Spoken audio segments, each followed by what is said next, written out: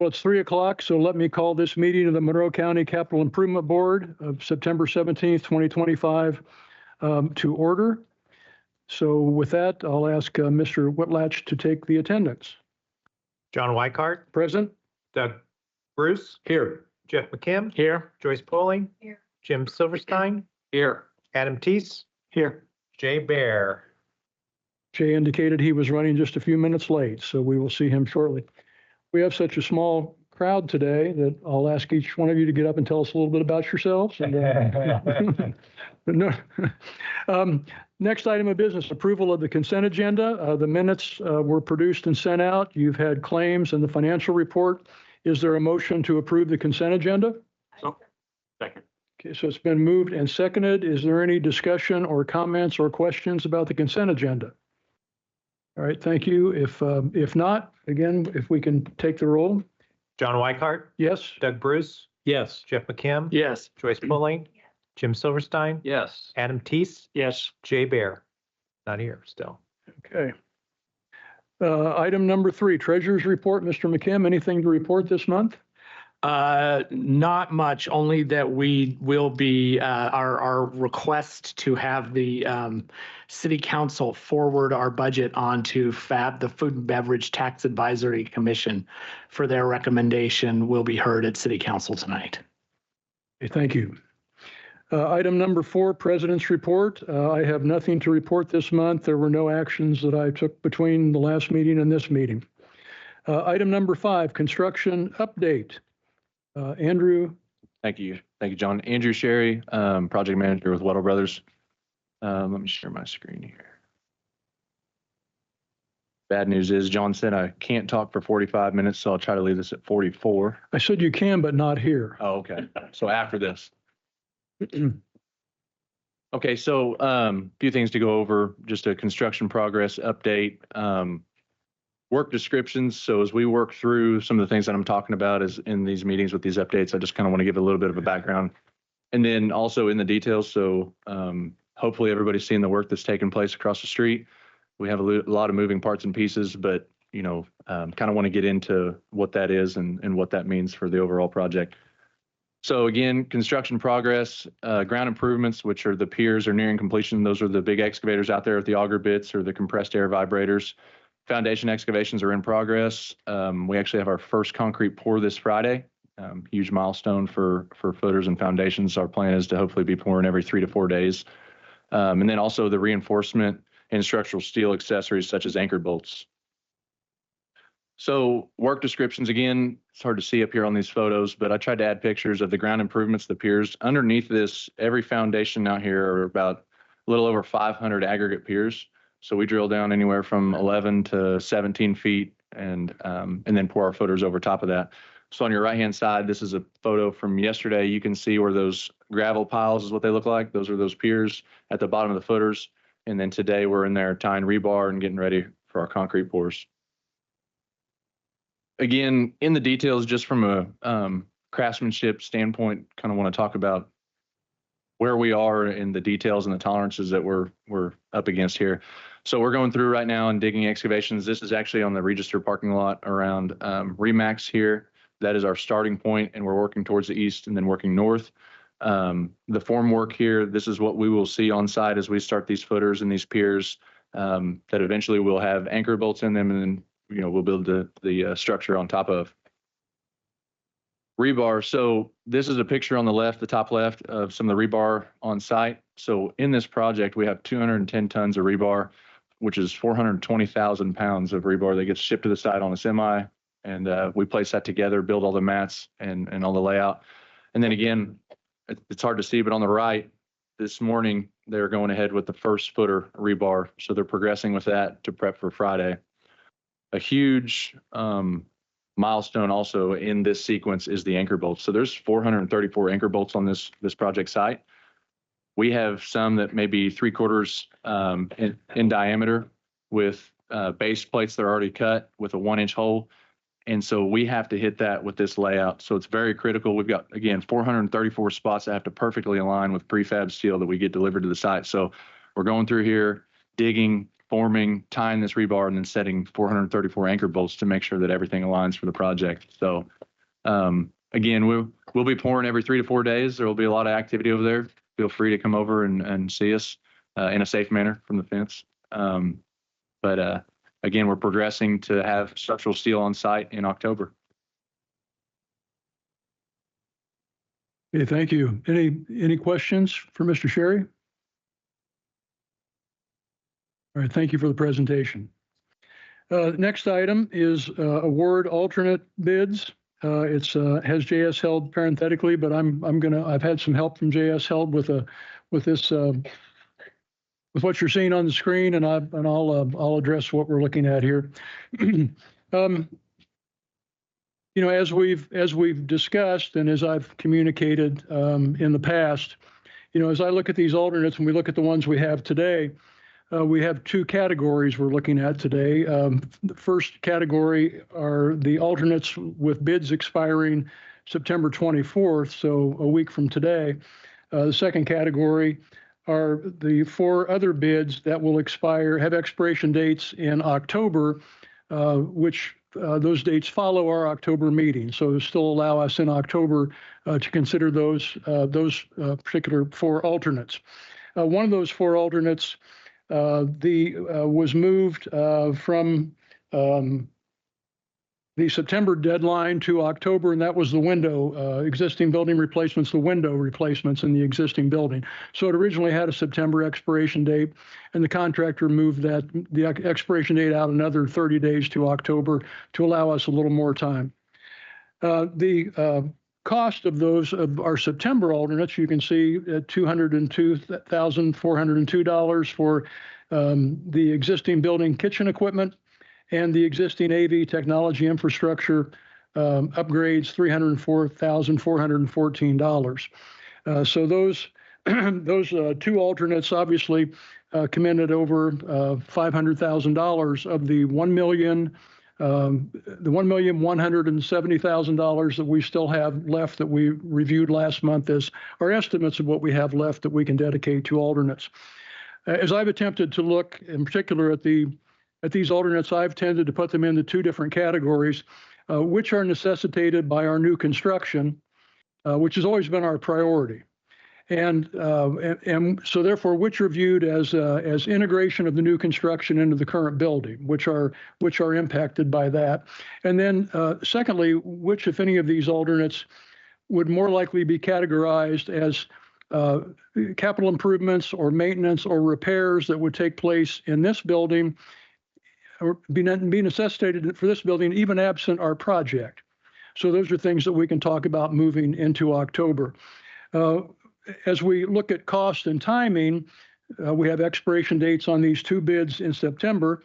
We have total bids of all 6 of these projects at $2,565,217. And we know we don't have that. We know we've got $1,071,000 to play with here. And the 2 bids that expire next week total $506,816, which leaves us another $500,000+ to consider for alternates in October. So as I look at these bids, my recommendation to you is the 2 bids that have expiration dates of this month, I believe fit the criteria of projects that need to be integrated from the new construction into the current building that are necessitated by the new construction. So the kitchen equipment changes are necessitated by the fact we're putting a main kitchen in the new construction area in the expansion. And the existing AV technology infrastructure, we obviously want these 2 buildings to be able to talk to each other. And we obviously want to have those who are coming here for conventions to have the same experience in the expansion part of our building as they will have in the current part of our building. So I believe that the 2 alternates that have expiration dates next week are in fact critical to the new construction, complement the new construction, allow us to integrate the new construction into the current building.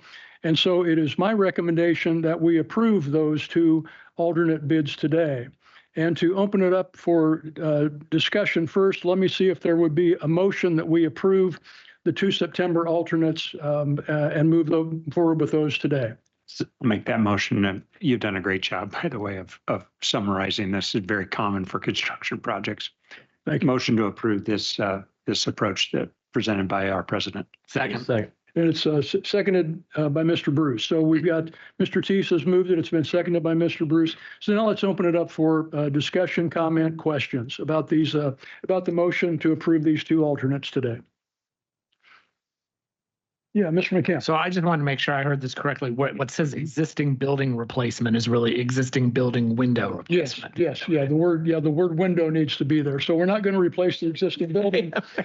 That is a very good deal. If we could get that for 730. In fact, that'd be a good we'll deal. open that up for bids right now. Anybody want to bid $733,000 for the current building? So yeah, it's for window replacements. You are correct. And so do you have a description of the changes that would be made to the kitchen? I mean, I assume it's to convert it more to a warming kitchen. It is to convert it to a warming kitchen, but it's also to address some of the needs to get it up to conditions that the other kitchen can work with. So there's a lot more prep that will happen in the new kitchen and a lot more warming that will happen over here. So it's Let really, me ask Eddie Layton from Schmidt if he has comments as well. Yeah, so that's a good summary, Mary. That what's in the project-based scope is kind of the bare minimum we need to do to make the kitchens work. This additional scope really will make it more functional, meet current health code, to correct some things that were grandfathered in, and just improve the conditions in general. So, Thank you. Any other questions? Yeah, Mr. Silverstein? could somebody from Weddle or Schmidt remind us what the air handling DOAS unit is all about?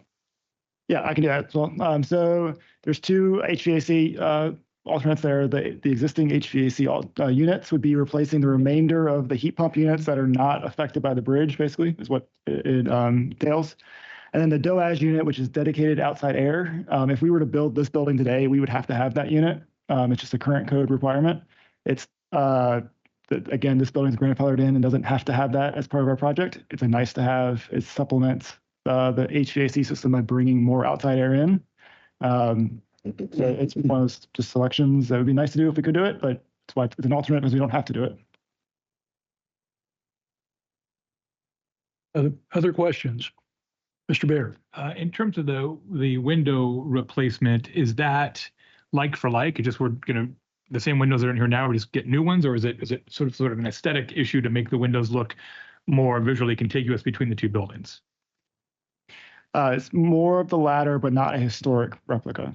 So they will be in line with the new building as far as the coloring and that sort of thing, but existing opening sizes and not going back to a historic true industrial style. And I think, and I can be, somebody can correct me if I misstate this. I think these windows have been here since 1991, when this building transitioned to the current convention center. So there are issues with some of the windows. But this would be a replacement of all the windows. But again, this is for consideration for the October meeting when we have to decide what we do to select among those four alternates. So, Mr. Silverstein. Yeah, so for us to think about it between now and then, if we accept these first two items, we basically have to eliminate 3 out of the other 4 alternates sometime in October. Current math would tell us that would be the case, but I'd like to propose something after we finish this discussion about how we might move forward with that. Any other questions? Okay, seeing none, we have a motion and a second. So Mr. Whitlatch, if you would take the roll. John Weikart, Yes. Doug Bruce, Yes. Jeff McCann, Yes. Joyce Pulling, Jim Silverstein, Yes. Adam Teese, Yes. and Jay Bear, who's joined us for this whole conversation. Yes. Okay, thank you. So we have those two alternates approved to move forward. Let me add that as we've done in the past, I'm going to ask J.S. Held to form an evaluation group between now and our October meeting to examine a couple of things. Both examine the 4 remaining alternates in terms of how they may be prioritized. And secondly, to move forward and examine our budget to see if our budget, as we're moving forward and as we're coming more out of doing the site preparation work and moving more into the construction side of things, if we are seeing a trend in any tendency to be more optimistic about our overall budget in October, to see that we may have made some gains in terms of our estimates, so that's helpful in terms of coming back with a recommendation about how much money we actually have to spend on alternates as we examine these four in October. So I'm going to ask J.S. Held to form that evaluation group, to certainly include members of our board, as well as to invite at their discretion members of our design and construction team and our controller to look at both our budget, at their budget estimates, and how we might prioritize these alternates, and to report that back to us at our October meeting, so we can then move forward with a decision in October about what we want to do about these four remaining alternates. So with that, unless there are questions. All right, let's move to item number 7, external communications update from the evaluation group. So we have been working with the external communications group, and that's primarily been working with Jay and Jeff and John, as well as Andrew and Talisha, so that we can strategize on how best to make sure our community is informed about the project without over inundating people with everything. So we've had a couple different meetings. One major effort that's been accomplished this past month is putting on the website frequently asked questions and their responses. So John and Jay and Jeff reviewed all those questions and answers, and Jay got that posted. So that is, we're hoping that that is a place that people can be directed if they have deeper questions about how the project's funded, time frames, what's the design team, et cetera. Also, we anticipate doing roughly a monthly electronic flyer, very much like we did at early phases of the project when we were trying to identify traffic mitigation. Something else that Visit Bloomington has done is they have hired Joe Throckmorton to do a series of videos, and those are also posted on the CIB website. Those are very entertaining. Everyone looks great in their safety gear as they share information about the project. And I understand those will be continuing. And then we'll be looking for media opportunities, fireside chats, so to say, most likely with John and our local media stations. The site signage will be going up soon. We have worked through that in process with the external communications meeting. On that website, that on that signage that you'll see, this will be posted at the corner of College and 3rd. And we have a QR code that takes you straight to the CIB website. So all your questions can be answered there. Of course, it identifies all the design team and construction team members. The thing also to point out here on the signage is that we have integrated the new logo as developed by Visit Bloomington for the convention center. So basic information, we get one sign for the whole project. And this is it. So Weddle is working to get that printed as well as installed. That is 4x8 meeting for complying with city code. Yeah, the city signage ordinance. So we will from time to time invite other parties as we need, such as Visit Bloomington, others, city communications, et cetera, as we start to push our material out forward, just to gain their expertise and keep that communication full circle. Any questions for Mary or for Jay or Jeff? Yeah, that's the work of Schmidt. So credit where credit's due. They've put that together based on the rendering work that they've done, and they've instituted the QR code. If you look closely, one of the figures walking across the street is Mr. Bear. We had him photoshopped.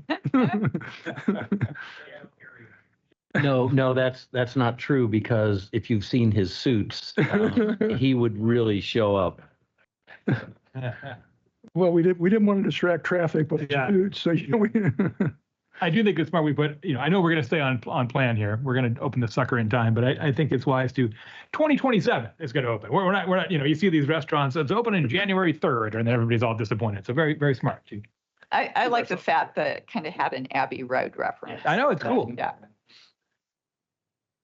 I will tell you that as I attend the construction meetings, I know that the target date for the new construction is January 8th of 2027, and I remind them periodically that January 8th is Elvis's birthday. So, it's certainly a target worth shooting for. All right. Any questions, observations, comments other than what yes, Mr. Bear. Just one to touch on the frequently asked questions section of the website. John and Jeff did a masterful job of answering those. It's quite comprehensive. I think we've got 40 or something questions there. That being said, if anybody in the CIB or associated with the project, Schmidt-Weddle, get other questions from members of the public that we probably should have an answer to, please do let us know and we'll add them. All good FAQs should be organic living documents, not static. So if somebody, oh, you know what we didn't have on there is this thing because we just didn't think about it, please do let us know and we'll make that adjustment. Okay, thank you. Item number 8, arts project update from our friends on the Beat Advisory Group. I know Holly Warren is here and Galen Cassidy.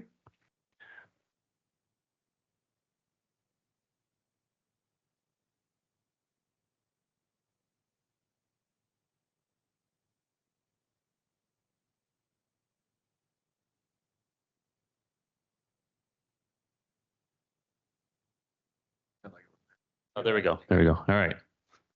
We are here. So, yeah, just a quick update. We know we were here last month, but if we go to the next slide here, this is, again, a review of the timeline we presented last month, and we're in the very first stage here, which is our very first public feedback sessions. We will have one later on, as you see. But our next step after this will be a call for artists, which has already been drafted a little bit, but we're really hoping to achieve with these feedback sessions is some overall themes that the community is looking for at this point. So we can move on to the next slide, and I'll let Holly go a little bit more in depth about some of these feedback opportunities. Thanks, Galen. Hi again, everyone.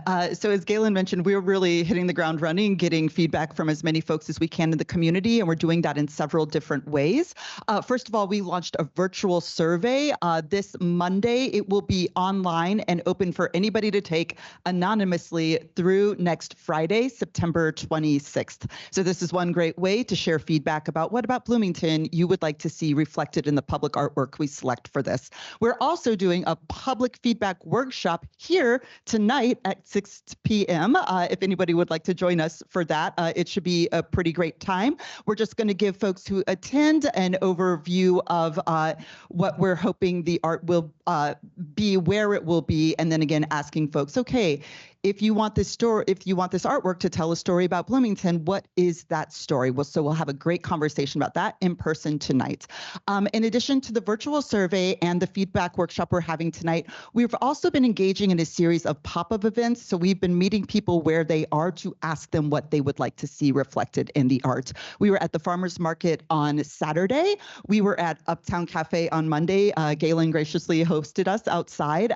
We will be at the People's Park concert series tomorrow night from about 4:30 to 5:30, again asking people what they'd like to see in the art. And we also have a few other pop-ups lined up at the Popcorn Kernels with the Twist storefront, Gather, and we're hoping to get to a table at the Lotus Music Festival. We're just, again, trying to get as much feedback as possible. I can say so far I've been incredibly pleased with the feedback. So much of the time when we ask people questions about what they like to see, they immediately go into well-filled potholes details. What are you doing with art? But people are really giving us thoughtful, constructive feedback. And I'm really excited about what we're going to be able to do with that ultimately. And then if you go to the next slide, I just want to share with you all a QR code. So anybody is welcome to snap this code. This is going to take them to a web page that will outline the project and also include a link to the survey. It will also include a link to RSVP for tonight's workshop if you're still interested in doing that. The RSVP is not required. It's just a good way to help us prepare to know how many people we're going to be engaging with. And we're also, as more pop-up events come up, we'll also be listing those out too, so people will know when to attend them. And again, we're really excited about this. Once the public feedback portion of this ends, we'll be synthesizing all of the feedback we get. It's going to take a lot of work because we're getting a lot of really cool stuff, and we're going to try to hone that into a few specific themes that we'll be able to include in the call for artists, like Galen mentioned. The call for artists will go live on October 6th, and I'll actually be heading to DC right before then for a conference for an international public art group, just to network with international and national artists and fabricators to advertise the call to them. So we're really excited about that and happy to answer any questions. Holly, could you go back, or can you go back to the previous slide, if someone can go back to that? The online survey, it's pretty difficult to read. Can you just give us that website information in case? Sure, yeah, I think it's, oh, thank you so much, Galen. Okay, it is bloomington.in.gov/arts/public.art. I That's think as it's simple as we could get it. I think it's public-art. Yes, correct. Yeah. Yeah.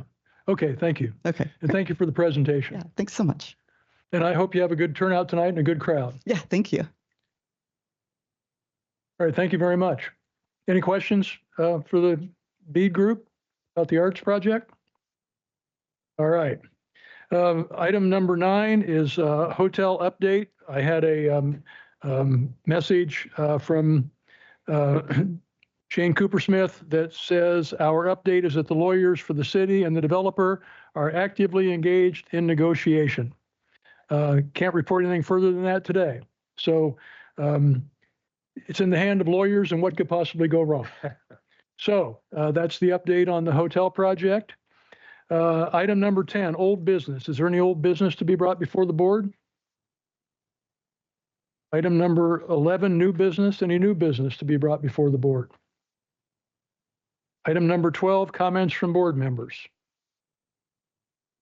Seeing none. Item 13, comments from the public. We remind you, you have 2 minutes, and that counts the time you walk up to the podium. So not seeing any. All right, next meeting of the board is October 15th, 2025 at 3 p.m. here in the Convention Center. Did you want us to keep talking, Mr. Bruce? Okay, excellent. So as I always say, you don't have to go home, but you can't stay here, and we are adjourned. Thank you very much.